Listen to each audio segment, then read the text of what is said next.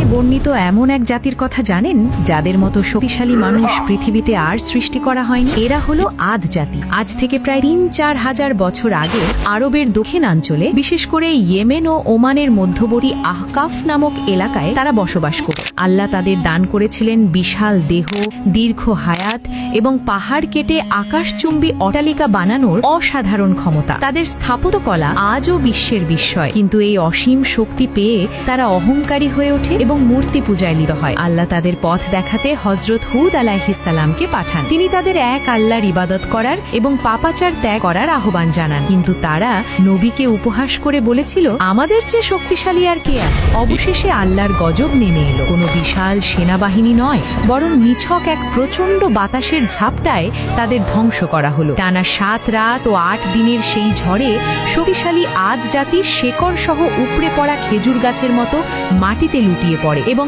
চিরতরে নিশ্চিহ্ন হয়ে যায়। তাদের এই পরিণতি প্রমাণ করে, মানুষ যত শক্তিশালী হোক না কেন, মহান আল্লাহর ক্ষমতার সামনে তা অতি নগণ্য। প্রকৃতপক্ষে আল্লাহই সর্বশক্তিমান।